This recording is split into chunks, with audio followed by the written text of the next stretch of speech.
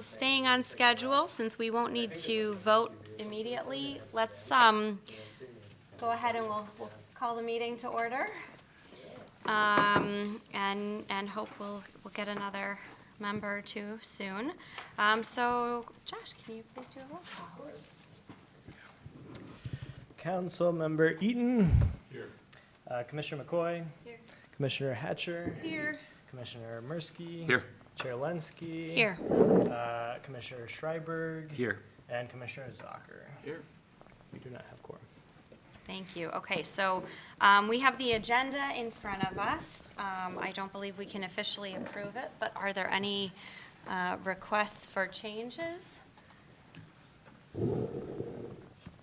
Quick Okay. comment, Yes. roll call.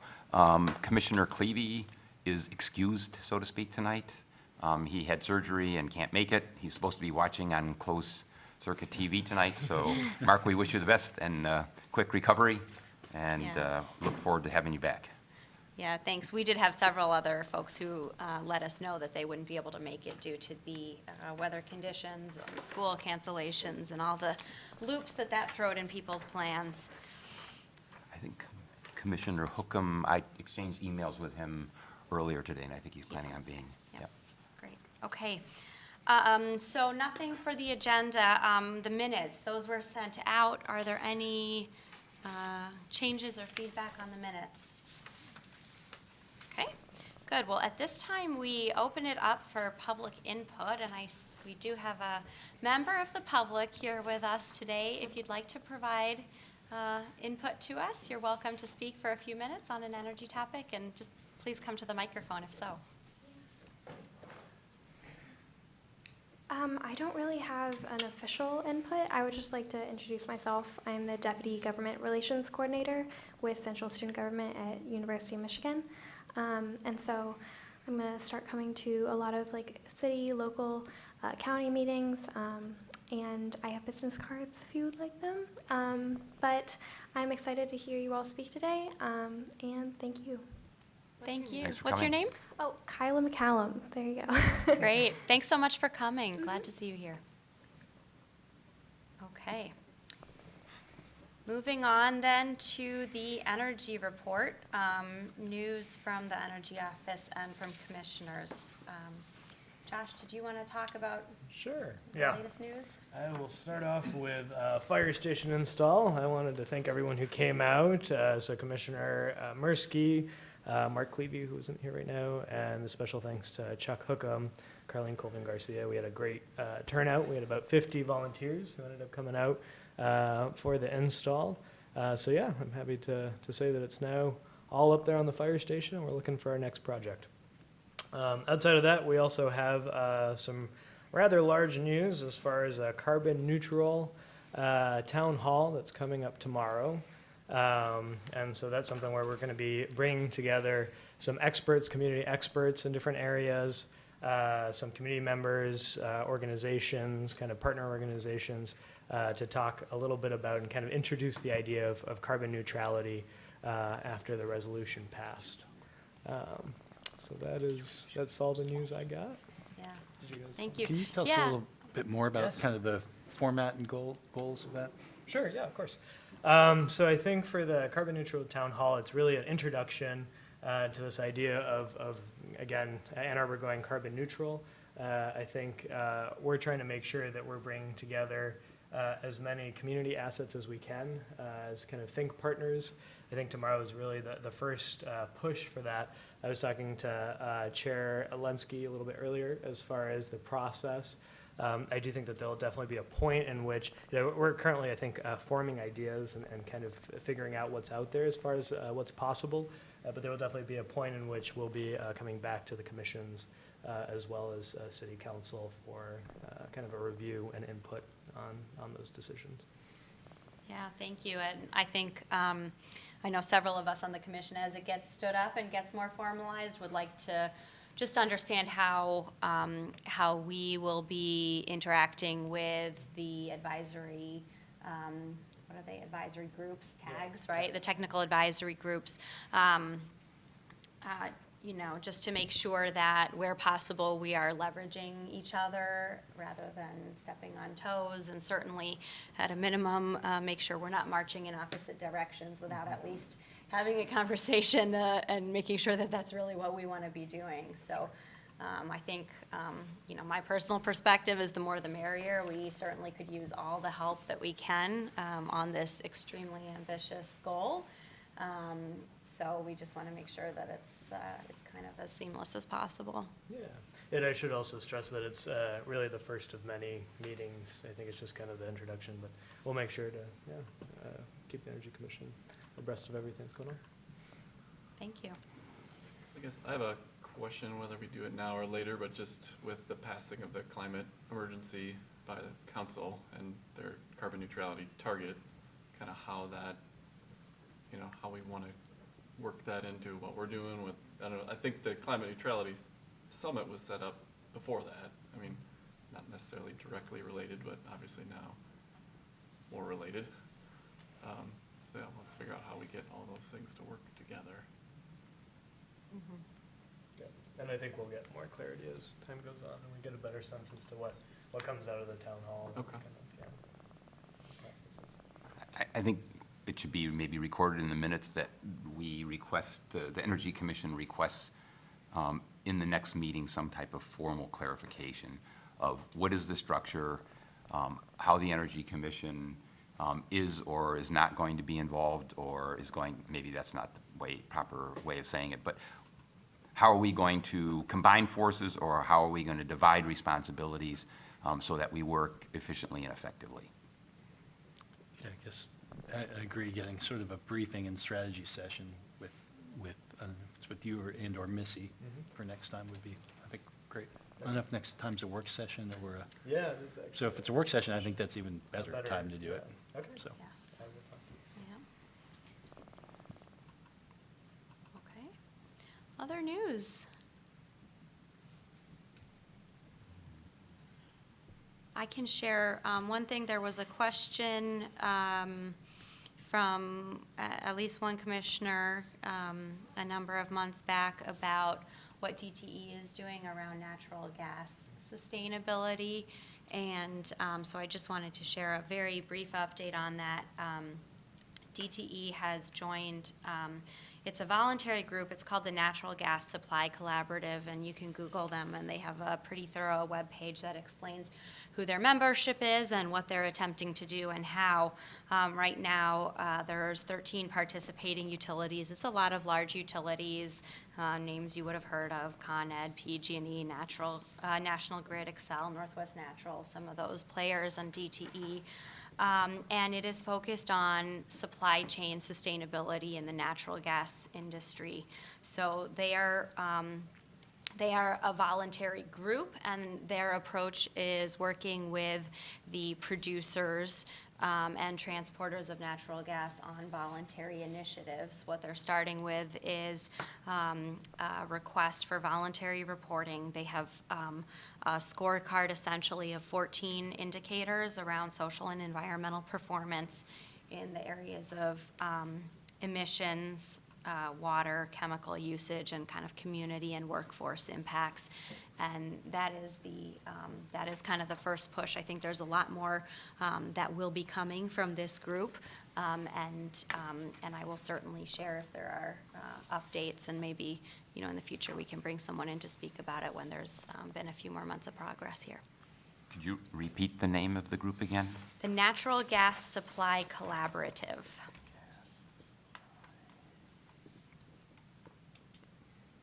Thanks. You're welcome. Okay, anything else on energy news? All right. I suggest a yes, please. revision to the agenda. Yes. So if we expect at least one or two more people to come, then we would have a quorum, then we can actually do something. Vote on the- So what if we jumped to committee updates and did that, and then moved back to the two other issues that both require a quorum for action? Does that make sense to everybody? So I think the proper way to do that is to table those two items. Okay. Two action items. And until, a quorum forms. Okay, perfect. Do we need to vote to table it? We can't vote to table that. We just say we're going to table it. I think that you probably should move to table it. Okay. Get a second, take a vote. Okay. Yes, we know how it'll end. Okay, well then I will move to table the 2 items and move to the committee updates. Second. All in favor? Aye. Okay. All opposed? Just have to ask? Okay. So we will move on to the committee updates, and let's go to the lighting ordinance one. So this continuing to drag on, but also move on. Planning Department, headed by Brett Leonard, has assigned Jill Thayer to work with the lighting ordinance working group. We met with her approximately a week ago, reviewed the ordinance and a lot of questions that she had.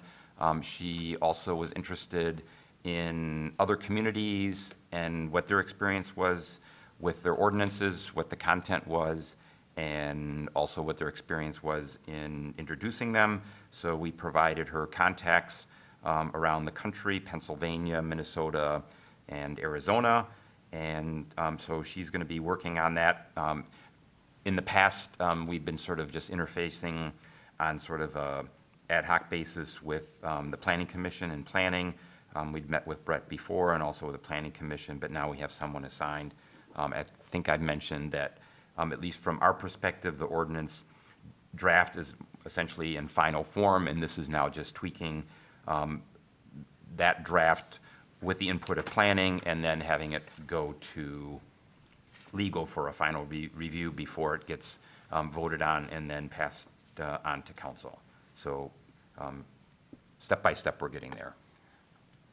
If nothing else, this shows how these and some of the other, how slowly some of these things move and how they need to move more quickly if we're serious about achieving climate neutrality in the next 10 and a half years.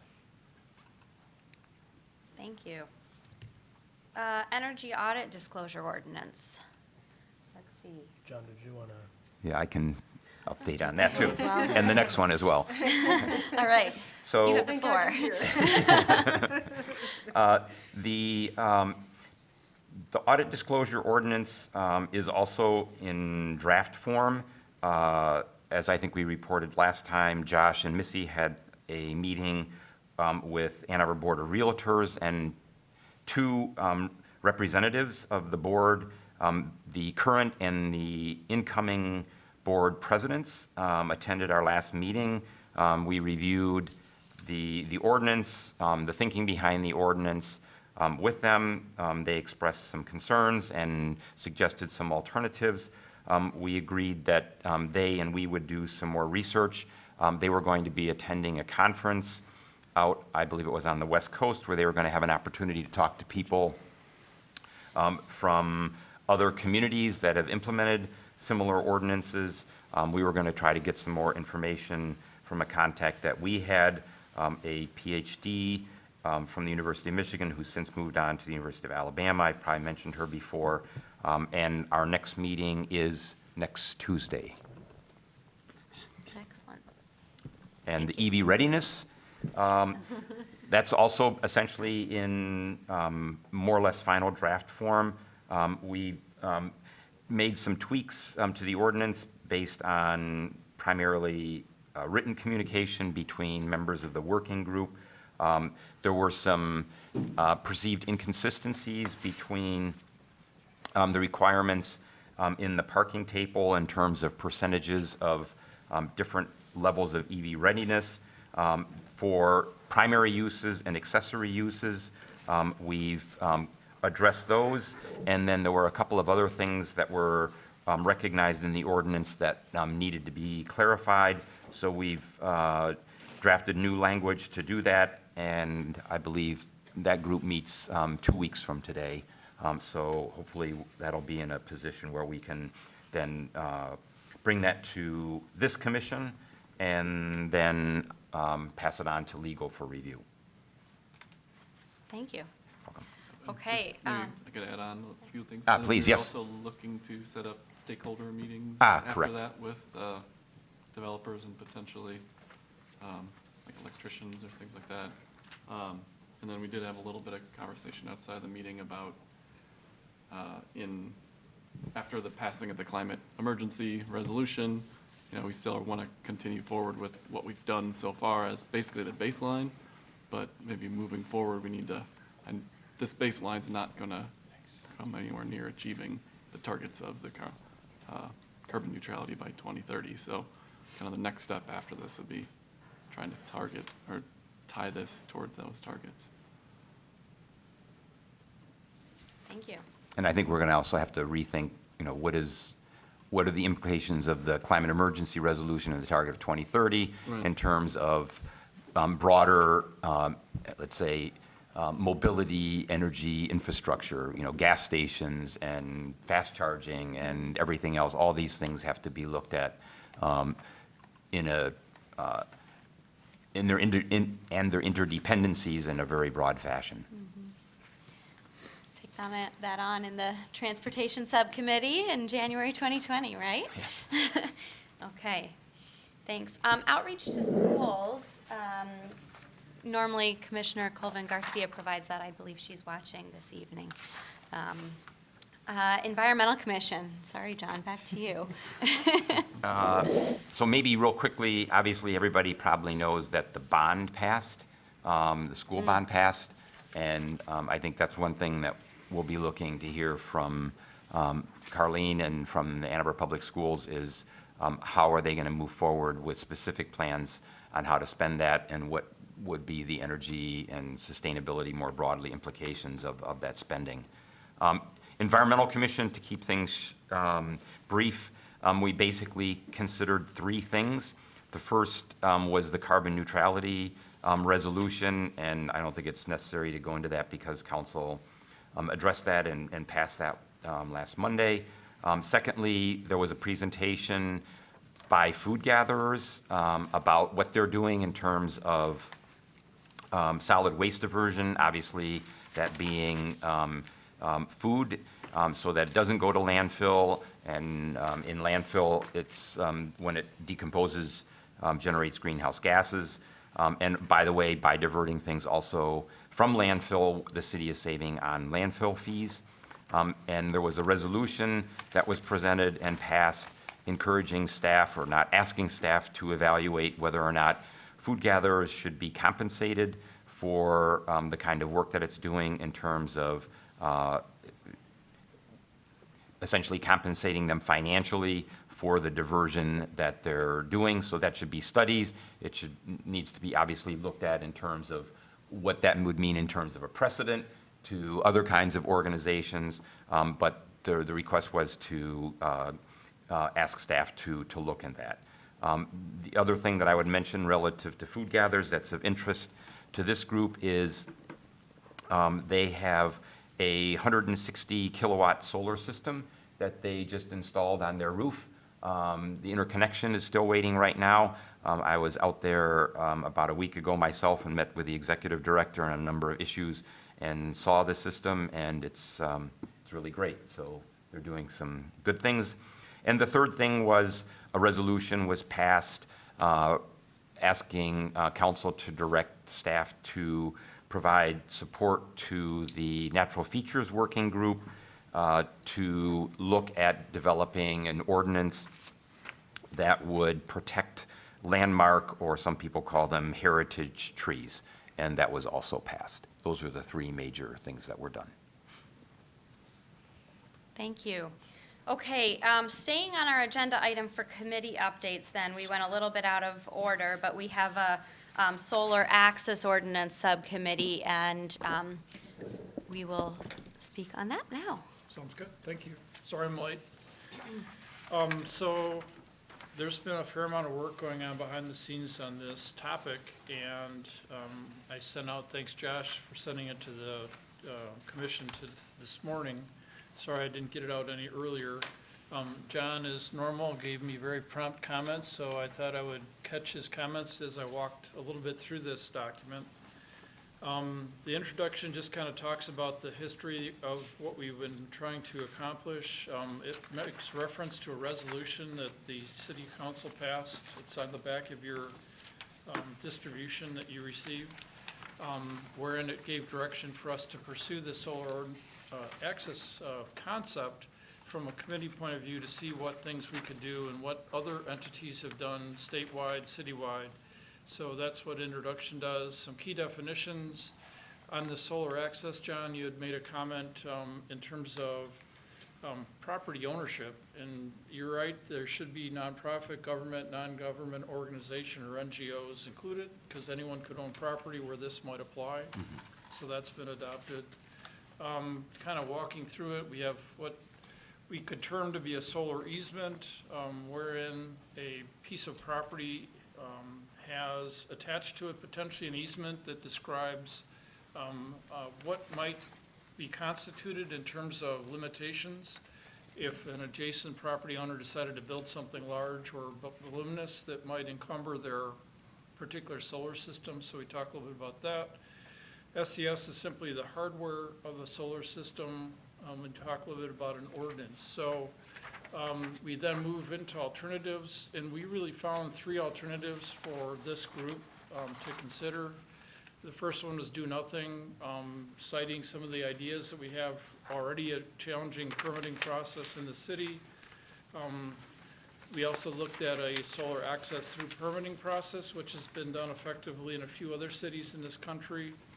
And then we moved into solar easements, which are more restrictive, more definitive, perhaps less flexible process wherein we put in easement language in an ordinance, and a future developer, builder, owner who wants to build something might have to go through a whole series of check boxes to see if he could or could not build that particular improvement. So that has also been enacted. It works in a few other cities, predominantly that one in California. So we don't talk much more about California tonight, but John, you had mentioned a few different suggestions in that easement, wherein we talk about, I revised the first sentence to read existing PV owners and new owners identified through filing for PV-specific building permits can secure solar access easements that either prevent new adjacent construction or landscaping from impacting their investment or offer a reasonable alternative solution such as through compensation. So it kind of covers different ways that could be addressed. Perfect. The last sentence I addressed in terms of doing nothing through access through permitting. So this is a more restrictive approach, but again, it's been done in other cities. The last part of page 2, we do a little bit of compare and contrast of the different alternatives in terms of different features. Then we got into decision-making. So mostly this has been Josh doing heavy lifting with the planning group. This has also been presented, I think, graphically to the legal group. They're still working on this to figure out what we're gonna do. In the middle part of page 3, I talk a little bit about what I think one of our conclusion was being following what we call alternative B. I have provided an update since what you received this morning, wherein I basically went into the existing building permit form that exists at the city. It's a very simple approach. I can't really show it very easily, but basically in the form, it's a checklist format where the owner or their design professional goes through and actually makes application to build something. There's a series of different requirements, whether they've been done or not, like soil bearing pressure, whether the barrier-free design rules have been applied, whether the plans have been sealed and submitted for various aspects of architectural, electrical, fire suppression, others. Item 18 in that is I've attached documentation for the energy code requirements, so it actually dives into a little bit of energy efficiency. It would be very simple in this building permit application to add a block 19 relative to submitted a shading analysis, if it's applicable, and if it does impact neighboring properties, that the neighboring property owner has been contacted and that there's a document that's submitted with the building permit. Fairly simple. If there's a dispute about that, we would expect the two property owners to try to settle that amicably. And then we suggested that perhaps the planning commission could weigh in if there is a mediation needed to weigh in on something that's reasonable as far as an amicable settlement. All this is obviously suggested at this juncture. We have not done anything with the city council, obviously. I think, Josh, the next step is waiting for planning and legal to come back to us as to whether this is even gonna make sense to move forward. Basically, I wanted to present this as saying, I think the subcommittee's gone to its reach and bound here. We're supposed to disband in 2019, so I think we're leaning toward that. I hope that there is direction given to us to offer something up to city council. My one question for this group is, we're not gonna have a formal meeting in December, so there would probably be a resolution that would go to city council resoluting what we plan to do with this. So that would be the next step. If we're not meeting as a commission, how would we do that? I suppose it could wait till January. January, probably bring a resolution in January, Okay. yeah. Or alternatively, we don't necessarily have to pass a resolution here for me to bring it to council. So unless there's strong feeling that it needs to be reviewed before it goes to council, if it comes out of planning and legal in a form that I can take forward. Okay. So I would be interested in what others think, you know. Yep. One of the things that you guys are really good at is kind of fly specking the work so that, you know, our lawyers can't know everything about this subject matter, although they tend to the legal constraints that go with anything like this. So you might find value in waiting until January. I'm not sure that 1 month is gonna make that big a difference. Yeah, I guess my suggestion too is we're putting everybody under the microscope here as far as, read it today and give us feedback. So I would expect this body to be able to read this over the next month, month and a half. And if there are recommendations in parallel to legal, we come together maybe before the end of the year. And Jack, I appreciate that offer. And maybe through correspondence, we'll figure out what to do next. And if it does need to be voted on by this body, certainly January is probably workable. Would you like to, We are hoping to have a response from legal by then, so that might work out really nicely. Has planning been involved in the process up until now? They have. And did they receive this white paper or draft? And any feedback that you can mention to us? So if you go out on Google Docs, you'll find all these documents. An older version of the white paper is actually there, along with all the references and supporting documents.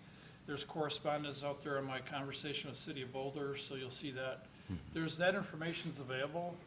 We reviewed that with Matt, who works for Mr. Leonard, and Matt was going to take it forward. He had some action items to talk to some other cities to get his flavor of what that looks like. That's about all I've heard so far. Have you heard much else, Josh? Yeah, so he reviewed it, and then that's all going to legal as we speak. So right now, it's really in legal's realm. And they want to kind of, as Councilmember Eaton was saying, they want to kind of see the boundaries as to, you know, what is legally possible and get a better scope for it. Okay.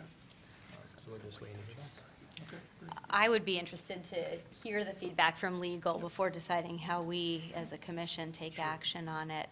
I also have another question, if we're sort of open for discussion on this now. I believe in this paper it says, or we've talked previously about preserving existing and future access. And I wondered if you had had discussions about your recommendation on how to approach that and what boundaries you'd set on that. To me, the future access thing opens a can of worms that I can just imagine what that might look like. So how did you guys think about that? We actually referred to it as a can of SpaghettiOs, not a can of worms. Okay. There's opportunities, not just worms. But we felt that was a little bit bigger leap to take at this juncture to protect somebody else's rights. I mean, it would be impossible to presume what someone might do on their property, so there's really no way. Now, on the easement front, you can secure an easement in some states to preserve your space on your roof for that solar access. So there is an easement process looking forward. But I would suggest that that's not the suggestion we're taking on, which is alternative B, which is an existing landowner that's made an investment in a solar asset, just to protect what he invested. So that's does where we that- kind of drew the line. I'll have to read it because I'm not completely up to speed on it. But I was thinking about the private property rights of the individual living next door, or that's fine if you have an existing homeowner and an existing neighbor, but what kind of real estate disclosures or other things would have to be necessary if the neighbor sells their property and the new person purchasing the home decides that they want to add a second story to that home, and it's perfectly legal for them to set a second story, and maybe it interferes, or maybe they plant a tree and it interferes. I mean, there's any number of things that could. So there'll be language in the ordinance that suggests how this process would work. Okay. And it would point them to the building permit process, so that if you were, looking ahead to build something in the future, you'd have to at least go through this and say, hey, this is a potential risk that we can't do that when they're buying the property. I know, this whole case really came up in spades recently, before the solar problems had popped up, which is that huge apartment complex on Huron, where that one particular gentleman owned property, and his trees, I think, have since died. That whole property rights access issue is pretty important. Now, again, I don't know that we can protect the vegetation. We're trying to keep this very concise to solar, and particularly the people that have invested in putting solar on their roofs or on their yard, that they don't get a neighbor that suddenly eliminates their investment. So that's its primary purpose at this Yeah. juncture. And I can absolutely appreciate that, but then you're also potentially infringing on another person's Yeah. rights to do what they want to do on the property that they Right, own. right. You don't want your neighbor to So- put on a second story, so you put up a few panels and you're set, right? I mean, obviously, there would have to be a lot of, So, yeah, I'll be interested to hear what legal has to Yeah. say on this, because this absolutely, we should try to protect. They should have a mechanism in which to try to protect their investments. But it's very difficult to balance that against private property owner rights in the adjacent parcel. So it'll be really interesting to hear what Yeah. legal has to say. There's some great movies out about how to pick your neighbors when you're moving. Yes, and you can do a great job picking your neighbors when you move into your house, and then your neighbors move, and your Well, movers come in, so. That happened to a friend of mine, actually, so So- it does happen. Oh, Yeah. absolutely, it happens, so to trees, to all different kinds of things, so it's very interesting. I view this to be kind of a baby step as opposed to a leap. I figured a leap would not work real well here in the city, so a baby step might have some fighting chance. Yeah, I guess comment would be similar. I mean, those things that wouldn't require a new building permit application, I mean, I'd be interested, and I'm sure you've done the research on this and what other communities have done. So a tree is a great example, right? So somebody plants a giant tree that shades the solar, you don't need there's no building permit required for those types of things. And so I guess what you're proposing is pretty limited in scope. I'd be curious what a broader scope would look like. Well, one that in Ann Arbor, again, the city of Ann Arbor moves that 200-year-old oak tree that's a massive tree from where it was to some other place that could have been blocking somebody's solar PV array. How would that have been dealt with? I don't know how that works, and probably wouldn't have got a building permit to do it. They would just go ahead and put it in. So I'm not sure we can cover every possibility, but, and vegetation gets even more difficult to police because it grows, right? So, and believe me, I've got solar systems right now where we have tree growth, and as soon as the tree growth hits one of the panels in a big array, it starts degrading the whole system. So you really have to be mindful of the vegetation, but I don't know that we can police next door neighbors' vegetation. It's really difficult. Well, in a related item, we're working on a tree protection ordinance as well, in the Natural Features Committee. And, I mean, the tree might not block your solar array this year, but they grow. And so over a period of time, probably less than it takes to recoup your investment in a solar panel. A tree could occlude the sun, and so these are some balancing issues that we're facing. Yeah, for sure. I'd also be interested in knowing whether other cities have looked into developing like protections for, looking at even how it's impacted like development for affordable housing and multifamily housing units. Because in the same vein as like, you could use it as an excuse to prevent your neighbor from just developing a second floor. You could use it as an excuse to prevent an affordable housing or multifamily housing unit that's taller, as opposed to John's comments with zoning, maybe that impacts that, but Yep. you could use it as a way for like wealthier homeowners to prevent more affordable multifamily homes from being built in their neighborhood as well. Lots of different So aspects. Yeah. I'd be interested in knowing if other cities have even looked at that, or if there are like ways that there can be protections implemented in the policy that if there's affordable housing involved in it, maybe, you know, this doesn't apply, that type of thing.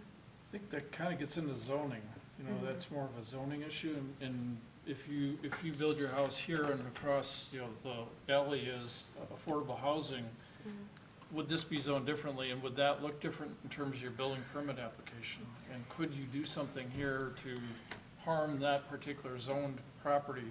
I have seen some of that where these easements that I mentioned in Opportunity or Alternative C are written in a way where each particular zoning district of a city gets treated differently. And that gets really complicated. I could show you that example, but, I do know that like across the street from me, there were 2 homes that are now being turned into multi-story condos. Whether or not they're affordable is a completely different story in downtown Ann Arbor, but they went from their property that changed owners. They went from being, you know, 1 or 2-story homes, and I think they're gonna be potentially 3-story condos that would, if, I don't know if this is particularly that case, but if there was a house next door that, you know, the unit went next door changed, right. it could, I the don't same know. property could change. Yeah, I don't know that I would view this to be protectionary in the sense of building something on my house just to prevent something bigger from growing next door, because we're not necessarily preventing that new construction. We're just saying, hey, look, if somebody's gonna build that larger installation, he needs to be somehow addressed, compensated. Maybe the panels on your roof get put on top of their roof. There's all kinds of solutions that can be done, but it's not preventing. So I think we're open-minded about that as long as there can be agreements. That's the fairness side of it. And I deal with the reasonableness clause all the time in my life, with all of our access easements. I know some of my colleagues do the same here, so it's all a balancing act, really. So can we put in a formal request for next month's agenda to have either legal here to specifically share their perspective, or to have you represent and bring a presentation or something? We can definitely get something Yeah? together. You guys together cover it, or legal, or whatever? Yep. Yeah, okay, we'll make it an agenda item for December then. And John did a good job of going through and finding things. There might be other little avenues. I'd love to see some feedback in terms of your thoughts on the zoning aspect, and by all means, let me know. Trying to make something that works. Thank you, you've put a lot of work into this. We know it's been Josh? great work, so thank you. Yeah. Well done. Okay. Well, that concludes our committee updates then, and we had voted to table a couple of our items until we had a quorum, so we will now return to the original agenda. And the first item we skipped over was our bylaws. This is, you should have a copy in front of you of the resolution on our bylaws. We had this at our last meeting and didn't have a quorum to vote on it. But a few months ago, we talked about the changes to the bylaws. The city is updating all of the bylaws, and so our recommendations at the time were to make really 3 changes to the bylaws. One was to request that the city council change the purpose, objectives, and duties for the Energy Commission. As they were written in the 70s, they were kind of reflective of the challenges of the 70s around energy supply and energy efficiency. So we updated them to reflect the challenges around largely climate and emissions now. So that's this middle section. We also wanted to update it to add 2 incremental commissioner members to be filled by youth commissioners with the criteria for those commissioners defined in the resolution that we passed a couple of months ago about that. And then third, that we change the city council members who are currently non-voting members to make them voting members of the commission. So I guess we need to move to introduce this, and then we can open a discussion. Second? All in favor? Do we want to discuss, or Okay. we- Yeah, is this for we'll- just for discussion? Okay. Yes. Yeah. Yes, please. Yep. Teresa, look like, Oh, no, I'm good. Feedback? No? I'm Okay. fine with this. discussion, yes. Yes. Question, I thought at one time we talked a little bit about what is the definition of youth? Is it? Yes. Is it my 38-year-old son, or is? No, it is defined, it was clearly defined in our resolution. In the first resolution we passed about the youth members, and I don't have that in front of me, so I don't want to misspeak. I want to say it was like through age 25, 18 to 25, I think. And we'd reference that. We would reference that, yep. And we had defined their terms, yeah.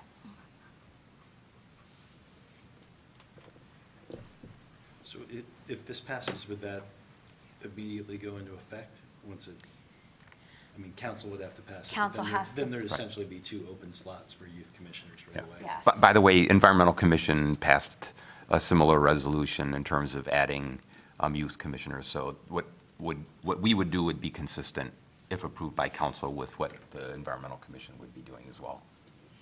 And who nominates the youth commissioners? Or how do you become a youth commissioner? I believe they would go through the same process as any commissioner, so they would submit an application. Those get reviewed by the chair and the city office, and then the mayor puts them forth for city council. Okay. I'm just making sure that it was like the same type of process. I didn't know if Yes. there was anything special with them being youth commissioners versus us old commissioners. But because we're doing this, we really need to reach out to any young people that we community. know. Yes. We're going to put you behind the to, desk here.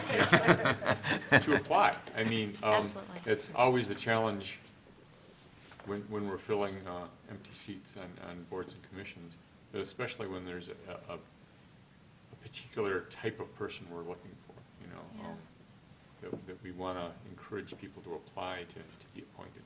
Yes. And I believe Commissioner Colvin Garcia has, we've talked about that with her in the past. She's had some ideas around, through her work with the schools, getting connections to, the civic instructors, high school government teachers, and so forth for the high school, and then certainly lots of connections that we have to the university here as well. Yeah, I think the Office of Sustainability Innovations has now made some contacts through interns and through other means with several student groups. The Firehouse Project was mentioned, and the Students for Clean Energy were involved in that, the Climate Action Movement, there's a handful of student-related groups, Sunrise, et cetera, so we would certainly want to be reaching out to them. Environmental Commission would want to be doing the same thing. There's also groups that are, there may be climate-related students that are interested in working on the Environmental Commission as well, so can be some outreach to a number of different college as well as high school. I think we allow down to 16, if I recalled correctly. That's Didn't we? right. And there had to be some kind of maybe a parental, I think that was what we agreed, parental agreement or release or something. Wasn't there that? I think so, yeah. Are the term lengths different? I know that's probably in the resolution you passed, but for the youth They member? were, right? They were, I want to say it was 1 year. Yep. We didn't think it was reasonable to ask somebody to make a longer commitment than that at that stage of life. But they could extend. Yeah. Yeah. Thanks. And then any youth member who isn't yet voting age would require 7 votes on council for confirmation, but, Yeah. I don't know that's going to be a big obstacle. I think we did that also for students that live strictly outside the city, the city limits, so somebody could live in a township, would be very, very active and apply. And I think, Councilmember Eaton, I think there was also one additional vote or something like that that was required for those kinds of cases as well. Okay. So we're ready to vote on this? No further discussion? All right, all in favor? Aye. Aye. All opposed? Okay, it passes. Then moving along to the policy agenda. So Councilmember Eaton brought this up at our last committee meeting, commission meeting, that the city is preparing its policy agenda for the coming year and asked us to provide input to that. So he emailed around a copy of the 2020 policy agenda as it's currently drafted, and we have a proposal, a resolution to consider for proposed additions to that. And everyone should have that in front of them as well. A resolution advising City Council on energy topics for its 2020 policy agenda. And I should clarify, because a couple people emailed questions about this, the intent of this resolution was as additions to the existing policy agenda draft that Councilmember Eaton sent around, and not as supplanting it and, not eliminating the other ones that were on there that we did not provide commentary on.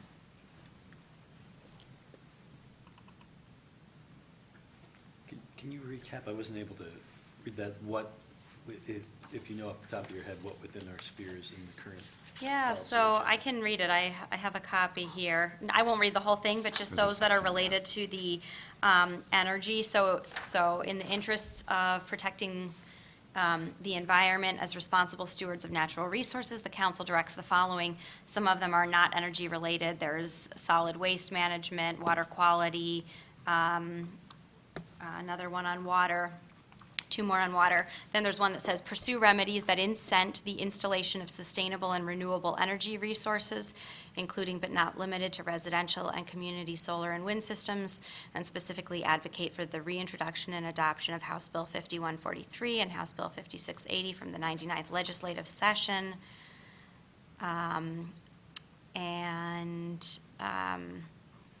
That is really it from an energy perspective. Actually, there was one that fell in another category. In the interest of building and maintaining a sustainable infrastructure, the council directs the following.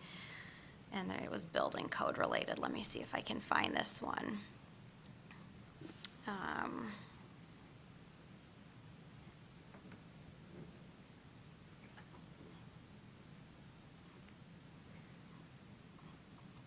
It's somewhere in here. If somebody else finds it before me, please.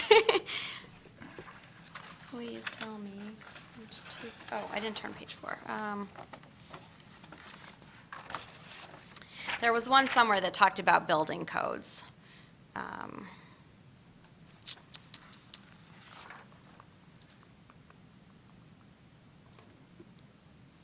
2, maybe. It was on the top one.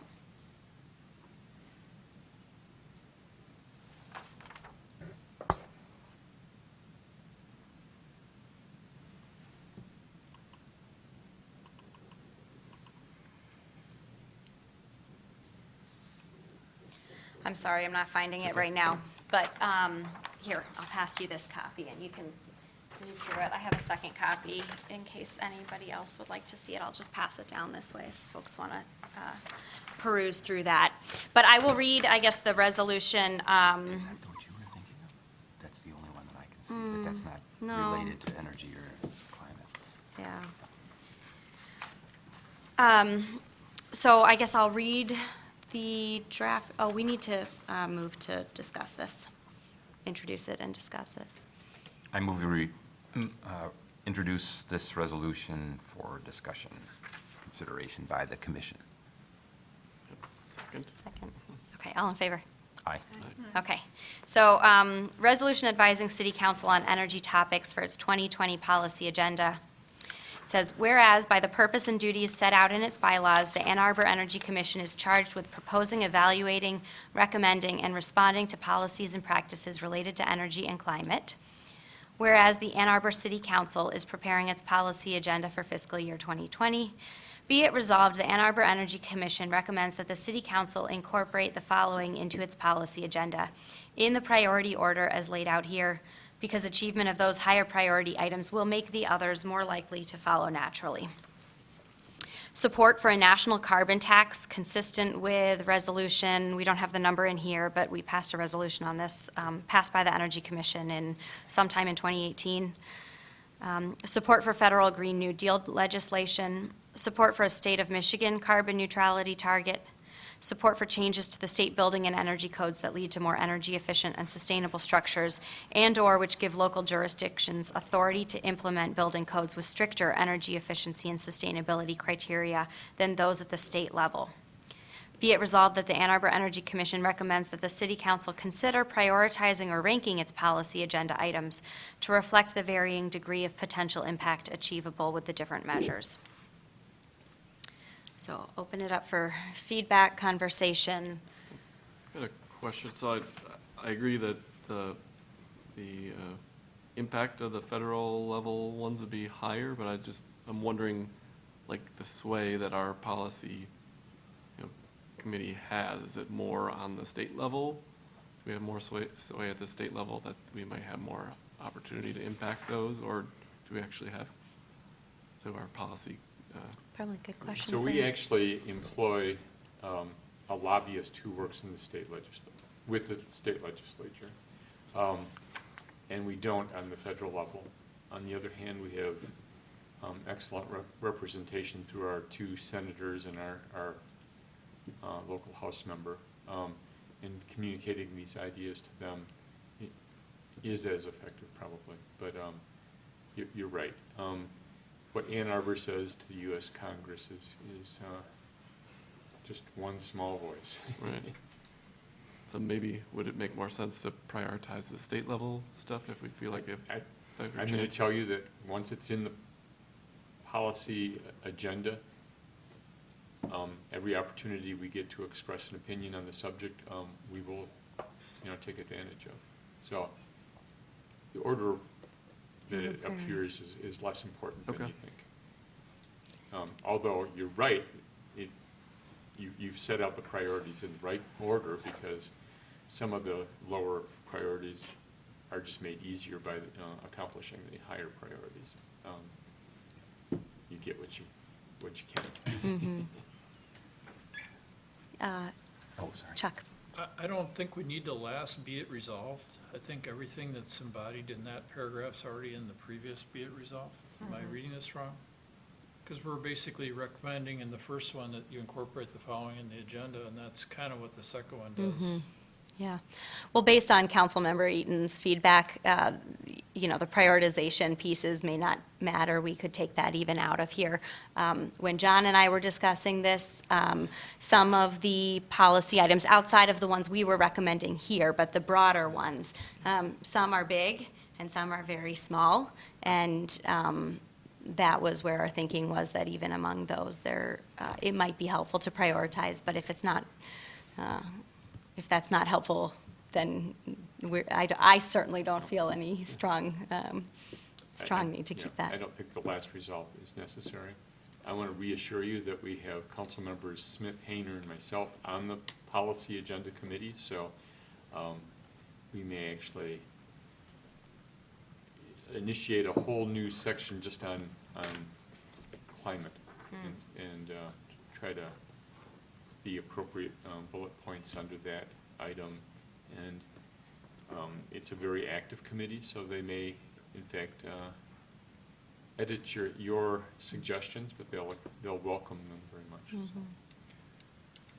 Because like the Green New Deal is not even legislation. I think it's been retracted and it's been adjusted 100 times, it seems like, so. It's probably, yeah. Yeah, I would say too, like the Green New Deal legislation, since it's not actually legislation anymore. Right. I don't think it ever and- was. Right, I Yeah. mean, and so how can we support a thing that actually isn't a thing? And then, or is there something else that we could support at the state level, to the other commissioner's point earlier? There may be attributes or pieces that were in the Green New Deal that I just don't understand why you would support the Green New Deal as it was written at some point. If, And then economically speaking, there's a lot of pieces in that Green New Deal from my limited understanding that are just not economically viable or feasible. So why would we support that? if I can just make some general comments. So after Councilmember Eaton sent out the current agenda, I sent a bunch of specifics in an email and copied everyone, encouraged everyone else to add to the list. When Shoshana and I met, we looked at that as my list as well as what was on the current agenda. And one of the inputs that Councilmember Eaton mentioned to us was make these broad statements. Don't say support legislation, support HR 1, 2, 3, 4, because 1, 2, 3, 4 potentially doesn't get passed and it becomes 5, 6, 7, 8 in the next session, but basically is the same kind of legislation. So what we did is we took a lot of what I had put, tried to make it more general. I think that also applies to the Green New Deal. The Green New Deal is, as you say, it's not specifically legislation, but it's something that at least, I mean, and one of the things that we wanted to do is go through each one of these today and say thumbs up, thumbs down, because we may agree or disagree individually as well as collectively on what belongs in there. So that's why the Green New Deal is in there. It's in there as a concept, just as support for additional renewable energy or whatever the statement is in the current bullet point for the agenda. It doesn't, if you look at the current agenda, it doesn't give a whole lot of specifics. It outlines broad concepts.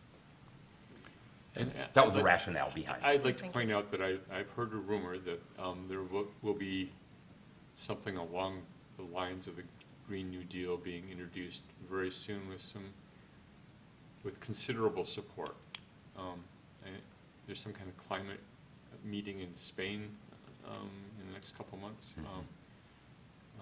There will be some legislators from the United States there who will announce it, and all of the many sponsors, and I think that, this is in anticipation that they're going to try.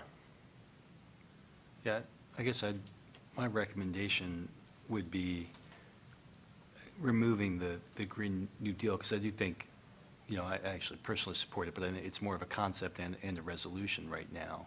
And I think we should, we do better having specific policy pieces, but I think the thing to add in there, and John, I believe this was in your initial email, but I don't see it in here, which is the elements of the bipartisan state bills called Powering Michigan Forward. And I know we're talking about not doing specific bills, but as I remember them, it was basically removing the cap on net metering and actually restoring net metering. And those are actually policy proposals that, they don't stand a great chance in the current far-right legislature of the state, but those are things that I think over time could be moved, and I'd like to see our Kirk Prophet working on those on behalf of the city of Ann Arbor. That was in my email, and in the back and forth that Shoshana and I had, we felt that fit under the very, very broad category that's in the current agenda. I would defer to Councilmember Eaton's advice on whether we want to do that. So what I had written is support for state legislation which caps which raises the cap on renewable energy participating in net metering / distribution generation, increases the capacity of solar Category 2 generator interconnection from 150 kilowatts to 550 kilowatts, makes microgrids available, blah, blah, blah. I mean, just goes on and mentions a bunch of specifics. So And whether- the existing wording, which I passed out, sorry, so I can't read it, but that said, support for increasing renewable energy. Yeah. Right, so unless we want to get into the very specifics of via which legislation or via which tactics, again, that bullet, pursue remedies that incent the installation of sustainable and renewable energy resources, including but not limited to residential and community solar and wind systems, ... So we felt that that covered whatever those It kind of existing or does. future It bills might be. gives our lobbyists a general direction, but I would not be offended if somebody moved and seconded adding the language that John just read, so it's more particularized, so that we really have a goal, because you want both the general language so that the committee doesn't have to meet every time a bill is introduced, but you also want some particularized language so that we can actually kind of try to make it happen, try to get our legislators to bring something of that sort, which I imagine Yusuf and Jeff have already done, but, so. Yeah, I would, I guess, move to adopt the language that John has in his email, which you just read. Because I agree, I think that's good guidance. It's not actually referencing specific bills. We know that's in the Powering Michigan Forward, but, those are things that I think will translate through multiple sessions and gives much more specific guidance than in point 5 of the current agenda.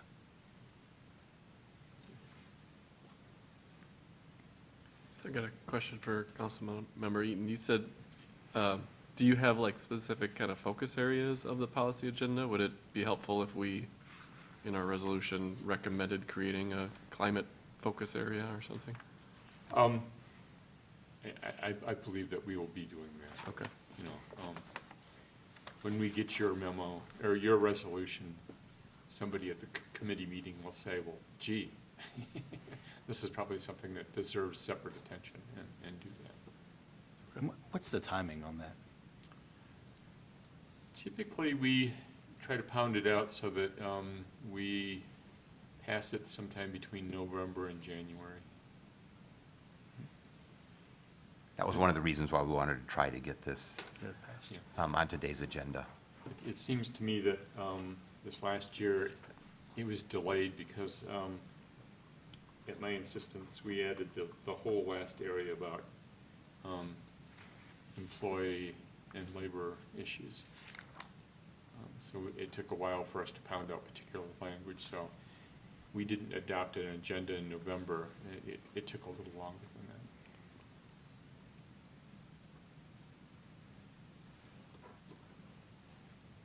So you have a motion on the table. You need a second.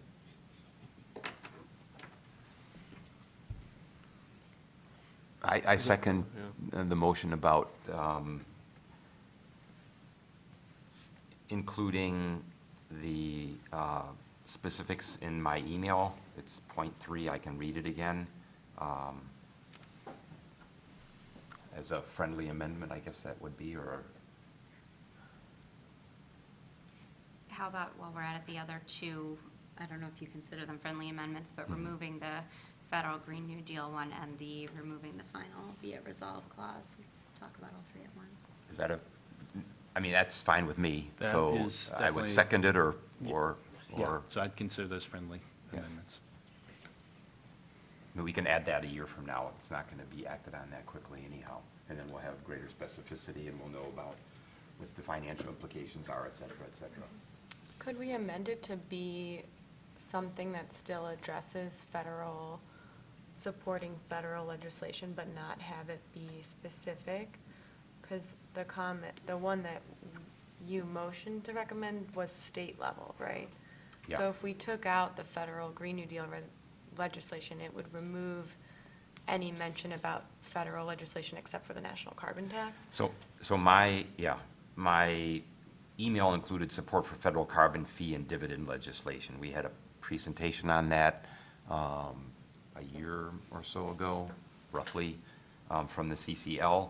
And that actually, there is legislation that has been, bipartisan legislation that has been implemented. So maybe we could just say federal climate action legislation? Yeah. Is that what you're thinking? Yeah, something that could at least encompass, if something else comes up federal, like if this comes up quicker than we think and it happens in the 2020 fiscal year, we wouldn't have anything on the table to talk about it, so something broad To like me, that. federal climate legislation is too broad. It doesn't say, Or like you know. energy related. I would actually recommend that you not strike those two. Perhaps the new Green New Deal be expressed slightly differently. So maybe something, support for federal legislation of the kind expressed in the Green New Deal. You know, so you're not saying that particular item, but things of that kind. You know what I mean? I don't think we should shy away from asking for things just because we have a horrible federal government, you know? I think that this is, it's imperative that we insist that our federal government be responsive to our needs. And so if legislators are going to announce that they're pursuing these things, we should speak up in support of them. Which COP is in a couple weeks. Hmm? You said it's gonna be at Within the Spain, next couple Spain. months, I Yeah. forget the date, you know. It's in November, yeah. And so, you know, we should express our support for things, even though the chances of it being adopted in this legislature are kind of slim, because you have to keep pounding away at it. So maybe, Jack, let me see if I captured it, because I could go with that if it said something like support for federal policy consistent with the Green New Deal. Yes. I mean, is that, I would, that makes sense to me. Because actually, my main thing was that there isn't federal Green New Deal legislation, not so much the content of it, so. And we have to rewrite this and vote on it tonight, because why? Well, you want to Well- send it along to us, and Yes. you're not going to have another meeting until January. Right. And so if we Work session in make December. enough suggestions, that doesn't mean that's the only thing that the Policy Agenda Committee will add to its agenda under this topic.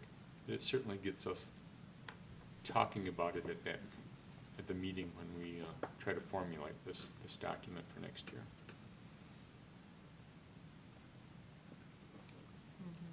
And I kind of like the fourth bullet better than all the other ones, because we can actually make a difference with the fourth bullet.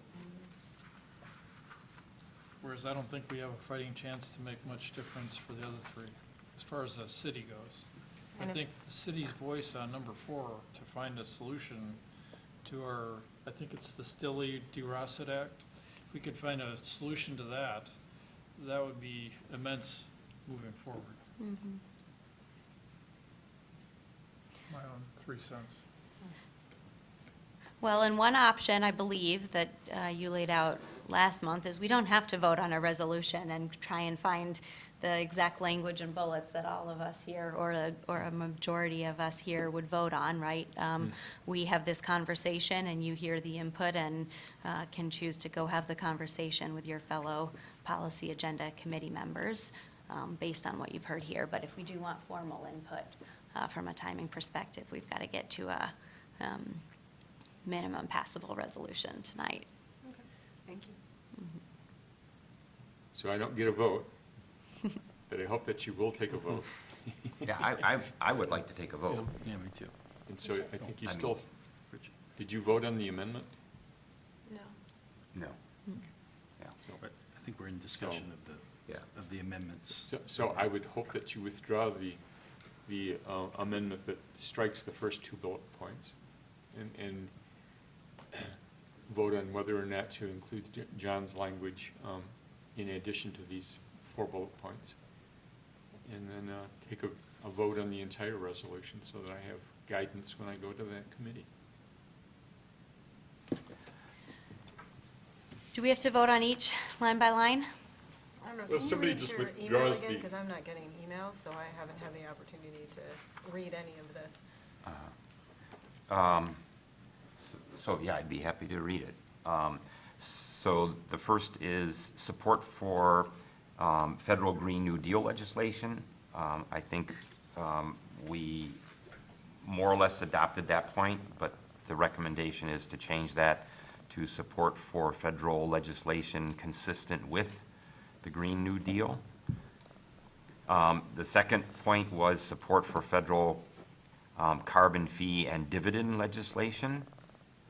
And I have a note to that saying specific legislation toward this end was introduced in the U.S. House on January 24, 2019 as the Energy Innovation and Carbon and Dividend Act of 2019. I don't think we need to mention that, but for everyone's information, there is legislation specifically being considered by the House. The third point was support for state legislation which raises the cap on renewable energy participating in net metering / distributed generation. Increases the capacity of solar Category 2 generation interconnection from 150 kilowatts to 550 kilowatts.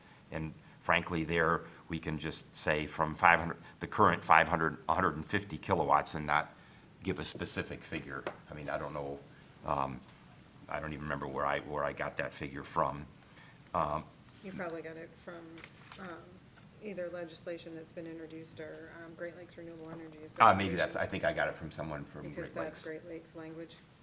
Yep. Makes microgrids available more broadly, and then parenthetically, not just critical sites. Restores monthly net metering of import-export, and I think I must have left off a word there, and then implements a fair tariff for solar. So monthly, restores monthly netting, restores monthly netting of import-export. I guess that would be import-export. Yeah, it's import-export versus the currently proposed inflow-outflow. Yeah, right, exactly. Methodology. Right.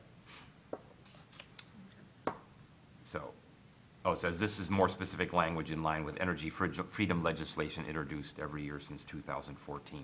Yeah, that's where I got that from. So those are the 3 points. The fourth point in my email is the fourth point in the draft resolution in front of us. Okay. Just simplified somewhat. Great. I appreciate that.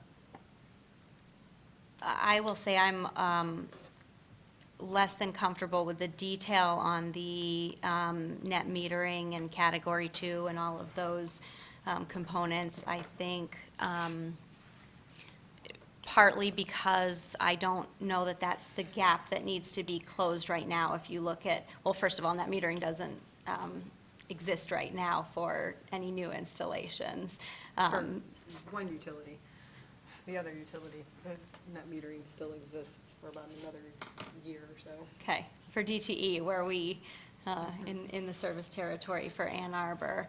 I think right now, at least last I heard, something like 0.15% of the maximum capacity was actually in use. So the gap to getting more solar installed is not that the cap is too low, right? There's not people knocking down the doors who are being told they can't put in solar because of the cap. So my concern with this is just you kind of send the policy committee working on some issues that I'm not sure are actually the right ones to drive solar adoption. And so that's where I prefer kind of the broader language to say, to incentive, as it was written, to say to incentivize additional renewables through whatever means that is. It may not be lifting a cap, which, And I think that if you write something in the policy where we do support incentives to install additional renewable energy, or sustainable energy solutions, because you can't focus just on one particular technology, being solar, because you're also talking about microgrids you know, we've got solar plus batteries, there's other types of systems, there's geothermal systems, there's heat pump systems, there's all these other things. So if you only focus on solar, we may be limiting ourselves if we think of renewable and sustainable energy technologies, and we support policies that incent those, so that you are displacing fossil assets or displacing carbon-emitting sources, then I just think that's more broad, and then we can get into the specifics, and it allows us a little bit more flexibility when we're writing and supporting the different things, so that we can broaden that technology base. Well, if I can play catch-ball. Sure. So, support for state legislation which raises the cap on renewable energy participating in net metering / distribution generation. But the cap doesn't prohibit people from installing sustainable solutions, or solar, or any other renewables. It just, we're asking that the cap be raised, right? Which raises the cap. So there's no specific figure in there. I don't know that there's anybody that, there's any reason to be, I mean, somebody might argue that utility scale installations are cheaper, but if somebody wants to put in something more than what's allowed today, I don't know what's wrong with that. Another one, increases the capacity of solar Category 2 generation interconnection. We could just strike out the figures, but increases the capacity. Makes microgrids available more broadly. Yeah, absolutely. Category 2s are actually defined in the interconnection rules by the Michigan Public Service Commission. That's not a, I mean, you can, but when they rewrite the rules, which they're doing next year, we would have to go and say that a Category 2 generating system would have to be up to 550, and you'd eliminate the Category 3 level, because there's Category 1s, Category 2s, Category 3, 4, and 5, based on the way that the MPSC has written the interconnection standards and the interconnection rules, which doesn't actually, I mean, it's part of, because net metering refers to those, but you would have to, it's more about rewriting the distributed generation rules, because the interconnection rules come first and impact those. So, I mean,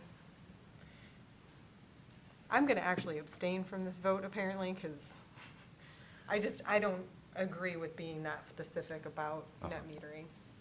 There's so many things happening state policy-wise that it's hard to put a finger on what's going to shake out. I think if you just talk generally and have our lobbyists think about what is out there and think about what makes sense from a city point of view, that would be useful, rather than be really specific right now.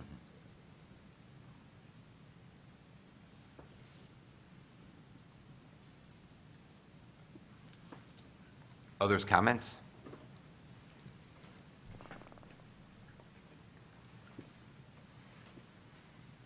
Go ahead. So it does seem from this conversation that there is utility to Councilperson Eaton Smith and, sorry, the third person on Painter, to have this guidance from us.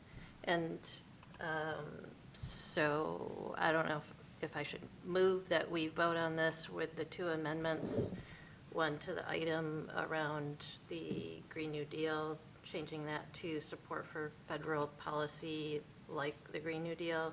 And I think there was another one that when we were discussing at the start of this conversation that there seemed to be general agreement for in changing.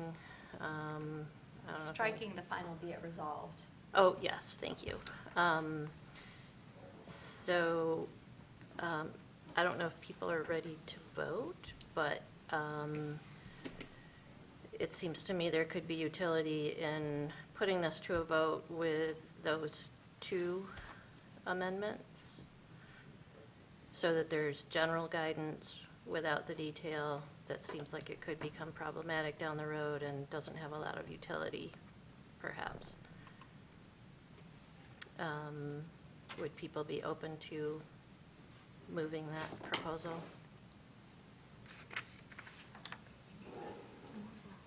I think so. Yeah, I'd agree, just keeping it This- broad. well, Which one? This one right here? Yeah. So I think what Bridget was proposing is not introducing any new bullet around the net metering, solar, renewable energy piece, and voting on it with just the two amendments to what we have in front of us. One around changing the language around the federal Green New Deal, and the other nixing the last be it resolved. Right now. I thought there was a different bullet John read from his email at the beginning that wasn't one of those. Is that not? There was one that he read from his email around carbon fee and dividend legislation, which really, at least in my perspective, rolls up into the national carbon tax. It's just another way, it's a It wasn't that subset of a one. carbon tax. Yeah, I thought there was a different one, but maybe Green New Deal. Yeah. Okay. Yep. And we specifically at that time shied away from naming a specific Yeah. legislation. Yeah. And you can see that, some of these things have changed over times in terms of their details and their specific nomenclatures and things like that. So, yeah, it's essentially covered by the first bullet. So I think what Bridget is proposing, John, I guess you have to say whether you accept as friendly amendments, what we have in front of us with the change to the second bullet, which currently reads support for federal Green New Deal legislation, to change that to say, I heard you say, support for federal legislation consistent with the Green New Deal. Correct? And Accepted, yep. striking the last be it resolved. Yes. And otherwise, it is as we have it in front of us and put forth for a vote. So the question that I have for other commissioners, agreed with everything there. The question is, do we want to do anything in terms of this energy freedom legislation? And maybe that is what we could have, is support for state legislation consistent with energy freedom legislation introduced every year since 2014, and just leave it generally at that. Can I ask, are those not what's already in there, House Bill 5143 and 5680? Aren't are those something different? No, I don't think, remember that. I What are think those those were the ones? no, I think those were the ones that were eliminating the property taxes on residential solar installations. Oh. I'm almost sure that that's what those were. And that's now passed and is due, or has it been signed by the governor? It was, It's going to be I signed, don't think it's been signed. it's going to be signed It's to be Thursday signed. at the Michigan Energy Innovation okay, Business Forum. so, yep. And I'm almost positive that's what that was. I'm gonna check the Yeah, I'm just article and looking see it if up. you can tell me That's for sure. right for, So Yep. so if somebody wants to move that we add a point, something just simply that says, rather than all the details, something that says support for state legislation consistent with the energy freedom package introduced in the Michigan House every year since 2014, or previously introduced in the Michigan House, or something like that. And then we don't get into the details of but isn't that the specific same? kilowatt package ratings that or just- categories or anything else, which I agree is probably not necessary. But all of what you read is in that energy freedom package. And some of it is, I think, at least as we've yeah. had conversations here before, my perspective is some of that is problematic. Uh-huh. Either not working on the right things or actually potentially moving us in the wrong direction. Some of it is absolutely the right thing, right? So I don't want anybody to think I don't support, broadly, certainly the end goals of it. But I do think some of the pieces within that legislation are not the right way to move it forward, so. So my perspective on that is, we're not endorsing individual sections of it or not. We're just saying that we support broad energy freedom legislation, state, energy freedom legislation. And I'm sure that your concerns will be addressed during the legislative process in dealing with that. That's my sense. And the question is, do we, as a group, and we may have a few dissenters, and we may have broad, I don't know, we'll see. Does someone want, do others feel that we should have something addressing the energy freedom legislation? I mean, for me, there are some important aspects of that. Making microgrids more broadly available, that's really important to me. Raising some of the caps, I think those are important.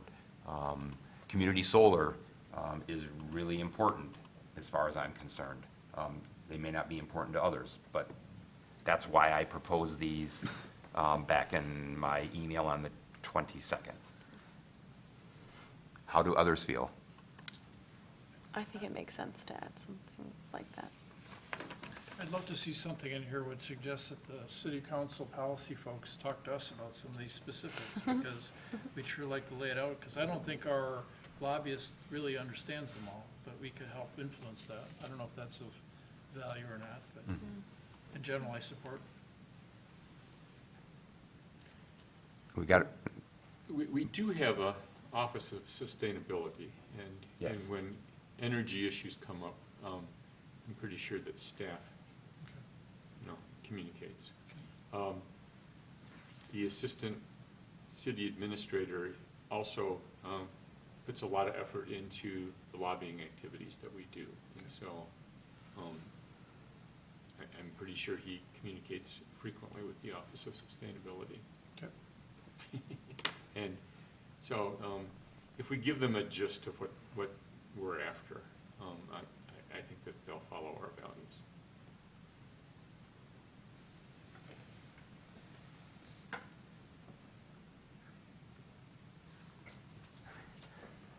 this is getting painful. And the only other idea I had is just adding federal and state to like the first 3 bullet points. I mean, they're basically just broad things that could be at the federal level, or we could have state legislation similar to the Green New Deal, which might be similar to some of the things that are in the energy freedom or just general. So,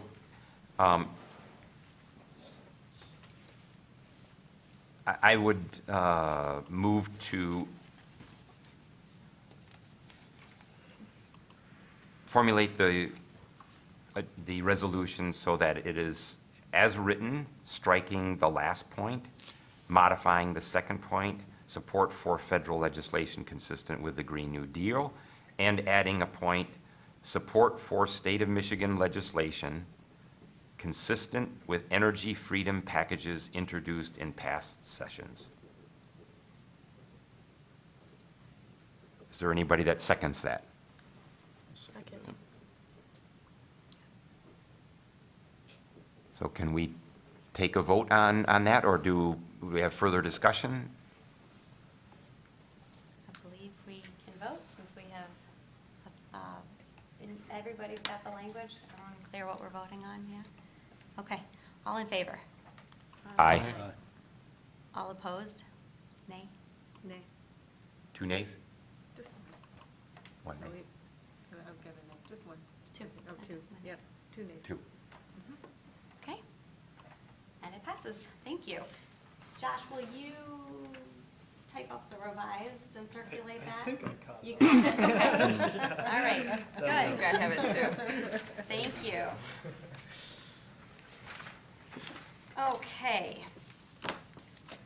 That gets, so we covered our 2 items there in the middle of the agenda. We covered our committee updates earlier. And that brings us to the next item on our agenda, which is another opportunity for public input. If the public would like to make input once again, you're welcome to provide any additional commentary. So on the topic of the youth commissioners, I am with the Central Student Government, like I said previously, so if you would appreciate having Central Student Government release any information for students to apply to the youth commissioners spot, I would be happy to work with my Director of Communications on that. Thank you, that sounds wonderful. Okay. You said you brought cards, right? Yes. Good, we'll take some afterward. Okay, great. Thank you very much. Thank you. Okay, then moving on to items for the next agenda, the one that I captured, so our next meeting, unless something kind of emergent comes up that we absolutely need to change it, the next meeting would be a work session, so no voting. And the one item I captured was that we would have legal provide feedback on the solar access ordinance or white paper that they reviewed. And I can also Carbon- make sure to come back with some information as far as the town hall tomorrow. Okay. Yeah, The carbon Yes. neutrality Yes. yep. input. I was wondering if we could also get an updated metric on solar installations in Ann Arbor. In the past, we had tracked the You think number about pulled of permits Yep. as well as the total to be installed based on those permits. We don't know for sure that they actually installed that exact amount. Yes. But I think we used the data from the permits Yeah. to estimate how much was actually being installed. I think I pulled that information in the summer, so I can do a. Yeah, a so if we re-up on could, and we that. could Yep. do that, if it's January may be too early, because we'll probably want to look at it. I think we were looking at it on an annual year basis, or calendar year, not a fiscal year basis. So maybe if we add that for the February meeting. Sure. I can go ahead and run those numbers. In the same vein as solar, is there a way that you guys have measured energy efficiency upgrades and energy efficiency installations? I don't know if you can really do that as much through building permits. It's hard to do. I mean, there's some homeowners that weatherize Yeah. their homes and you can't capture It's a that. little difficult. It all Uh, depends on what kind of upgrade it is. So Mhm. for certain types of upgrades, you need to pull permits and for things Right. like that. But yeah, I mean, we've explored the option. I guess it all just depends on what we're looking for in particular. Okay, because I was just trying to think, like, if we're thinking broadly about sustainability and how to incent and how to look at it, like, how are we tracking all of those different components to get us to kind of this net zero and Yeah. sustainable? Yeah, the best way that we've been able to do that is mostly, again, anything that kind of a furnace, you usually have to pull a permit, so you get a rough idea as to, when the last permit was pulled. There's a few other databases that we could possibly look into as well, if that's public information. But I think the permitting is probably the best way. So it is something where if we want to identify certain processes where you have to pull a permit, we could probably get rough figures from that side. Okay, I was just curious if. Yeah. And then on the agenda item, we also talked about discussing a formal structure and how the roles and responsibilities are going to be defined with the Energy Commission now that the climate emergency. Yes. So was that on our agenda for our working meeting too in Yeah, December? and I think that's gonna be rolled into the update and kind of what On the comes from. town hall. Yeah, it's Okay. something we can definitely keep on the radar. Yeah. I'd like to possibly think about something for either the working session or the next meeting. Considering the resolution that we just considered, I would like to understand, frankly, what aspects of the energy freedom package in both of your perspectives is not in the interest of the city of Ann Arbor residents. Sure. So that would be, I think, enlightening for me. For example, I know this development, Viridian at County Farm. One of the proposals there, or one of the things that they would like to do, is be able to have a microgrid for that development. My understanding is that's not possible right now because of restrictions and limitations. Is that correct? I know Matt Grokoff has talked to you. Yes.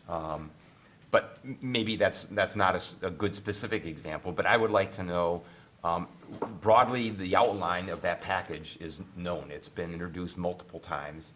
And if we're talking about the perspective of the residents of Ann Arbor, what elements of that are not in our interest? And that might then guide the policy agenda for the city. So it passed, but I think it's important that we know, if we're advocating for this legislation, that our lobbyists say, well, these are the things that we really favor. Maybe there's some elements that we're neutral to, or maybe there's certain elements that we think are ill-advised. Sure. So maybe if we can get that, I don't know if that's available for the working session or for our next meeting, I think it would be appropriate that we hear from that. Sure. And as we go through our committee updates in December, let's just make sure each committee is kind of prepared to talk about how we're going to fold those committees and whatever remaining work is out there into the new committees that will kick off in January. We have our list of participants for each of the committees for January, but if anybody wants to add or change or remove, as always, we can do that, and then we'll see where each of the loose ends from these existing committees falls. Josh, can you send out a copy of the plan for developing the carbon neutrality plan? There's something like, I don't know, a 6-step plan that Missy put together with multiple meetings and deliverables each month, and then what's to be provided in April. I think that's important pre-information for our working session.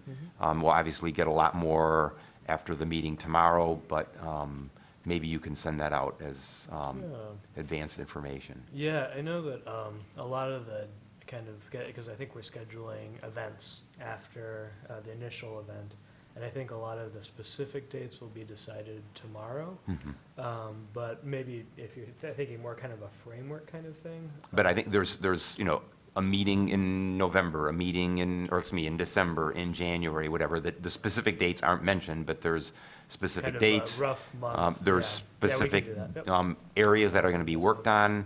I think one is energy, one is mobility, transportation, another one is consumption and solid waste, and then there's an equity portion too. I guess there's 4 main TACs, which is how they're going right now. They're technical advisory committees. Right. One of them being energy, that covers natural gas and electricity. The other one being mobility, as you mentioned. Yep. There's one that's adaptation, so Yeah, having that's to right. do with the outcome. Yep. And that's the equity part, that the adaptation is addressing equity Yeah, concerns. right? and the last one is resource, kind of, reduction, so dealing with waste management. Yep. So that's we could definitely send that around then as Yep. well. Thanks. Anything else? Okay. With that, we will officially adjourn. Thank you. Thanks for everyone braving the snow to make it out tonight, especially to our wonderful member of the public.